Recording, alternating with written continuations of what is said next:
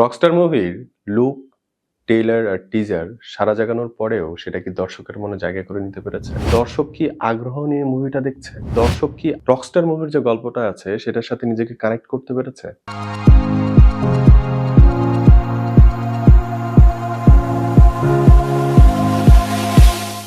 এবার কুরবানি ঈদে সাকিব খানের বহুল প্রতীক্ষিত সিনেমা রকস্টার মুক্তি পেয়েছে।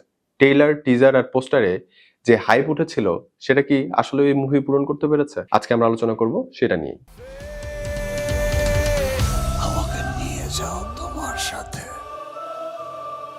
প্রথমে আসি হলের পরিস্থিতি নিয়ে। রোজার ঈদের মতো এবারেও বেশ কয়েকটি সিনেমা মুক্তি পেয়েছে, তবে মূলধারায় আসতে পেরেছে মাত্র 5টি সিনেমা: রকস্টার, রোহিত, বনলতা সেন, মালিক আর মাসুদ রানা।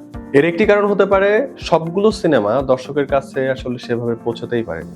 আসলে তাদের প্রচারণা এটা সেরকম ভাবে আসলে জমে ওঠেনি, তাই দর্শকের কাছে সেভাবে পৌঁছাতেও পারেনি। আসলে এভাবে চললে দিন দিন দর্শক হারাতে হবে আমাদের। তবে নিঃসন্দেহে রকস্টার এবার ঈদের সবচাইতে বড় সিনেমা। এর একটি কারণ সাকিব খান। আসলে সাকিব খান সম্পর্কে বলতেই হয়, প্রিয়তমার পর থেকে সাকিব খান নিজেকে যেভাবে ভাঙছেন এবং গড়ছেন তা সত্যি প্রশংসনীয়। তিনি আসলে নিজেকে কোনো টেমপ্লেটের মধ্যে বেঁধে রাখছেন না। মাসালা সিনেমা ছেড়ে ভিন্ন ভিন্ন জনরার সিনেমার দিকে তিনি পদক্ষেপ নিচ্ছেন। ইন্ডাস্ট্রির এত বড় নাম হয়েও ফার্স্ট টাইম যে ডিরেক্টর আছে তাদের সাথে কাজ করছে, এটা সত্যিই আসলে প্রশংসনীয়। পার্টিকুলারলি রকস্টার সিনেমার বড় এলিমেন্ট ছিল সাকিব খান। সবকিছু মিলিয়ে সাকিব খানের লুক ছিল অনেক দুর্দান্ত। হেয়ার স্টাইল, মেকআপ আর কস্টিউম সবকিছুতেই রকস্টার টিমের কোনো কমতি ছিল না। আর যদি পারফরমেন্সের দিকে বলতে হয় তাহলে সিনেমার সবচাইতে গুরুত্বপূর্ণ যে ব্যাপারটা ছিল সেটা হলো সাকিব খানের ডেডিকেশন।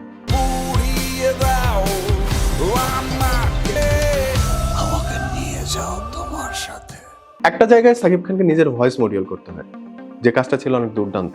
তবে ব্যক্তিগতভাবে তাণ্ডব সিনেমাতে সাকিব খানের ইমোশনাল সিনগুলো যেভাবে দর্শককে কানেক্ট করেছে, রকস্টার সিনেমা কি তা পেরেছে? দোষটা আসলে তার একার না, দোষটা স্ক্রিন প্লেরও। এই সিনেমার পরিচালক আদনান রুশো বাংলার অ্যাড ইন্ডাস্ট্রির এক ভিশনারি নাম, আর এটাই তার ফার্স্ট ফিচার ফিল্ম। তার কাজে সেই ভিশনারির ছাপ স্পষ্ট। রকস্টারের সবচাইতে শক্তিশালী দিক হলো এর ভিজুয়াল।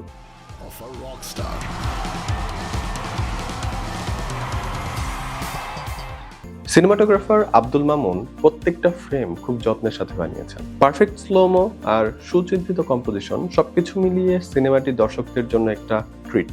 এই সিনেমার আরেকটি বড় চমক হলো সাবিলান। স্ক্রিন টাইম কম থাকলেও স্ক্রিনে তার ইম্প্যাক্ট ছিল দারুণ। মাঝে মাঝে মনে হচ্ছিল সাবিলা না থাকলে যেন গল্পটা জমছেই না। তাণ্ডবের পর এই সিনেমায় সাকিব আর সাবিলার জুটিটা ছিল দুর্দান্ত। বিশেষ করে আমি যাব হারিয়ে গানে তাদের যে কেমিস্ট্রি ছিল তা ছিল অনেক দুর্দান্ত। রকস্টার একটা মিউজিক্যাল ফিল্ম, তাই গানের মান নিয়ে দর্শকের প্রত্যাশা ছিল একদম আকাশচুম্বী। তবে মনে গেঁথে থাকার মতো তেমন কোনো গান নেই। এটা শুধুমাত্র হতে পারে ওয়ান টাইম এনজয়েবল গান। তবে ব্যাকগ্রাউন্ড মিউজিক ছিল টপ নোচ। গল্পের আইডিয়াটা ছিল দারুণ। একজন গায়কের উত্থান পতনের গল্প, প্রচুর পোটেনশিয়াল, কিন্তু স্ক্রিন প্লে আসলে ঠিকভাবে সে পোটেনশিয়ালকে কাজে লাগাতে পারে। আগুন চরিত্রের পাস্ট হিস্ট্রি আমরা সবই জানি, কিন্তু একটা সাধারণ চরিত্র থেকে তার গায়ক হয়ে গড়ে ওঠার যে গল্পটা, তার ন্যাশনাল স্টার হওয়া, তার গ্লোবাল স্টার হওয়া, এর কোনো কিছুই আসলে আমরা কানেক্ট করতে পারি না। তাকে আসলে পর্দায় শুধু আমরা দেখছি, কিন্তু আমরা কোনোভাবেই কানেক্ট করতে পারছি না। সাবপ্লটে অতিরিক্ত সময় দেওয়া হয়েছে, ডায়লগ ডেলিভারি ছিল অনেক স্লো, আর এই দুর্বল ফাউন্ডেশনের কারণেই পরের যে ইমোশনাল সিনগুলো আছে সেগুলো আসলে কানেক্ট কেউই করতে পারেনি।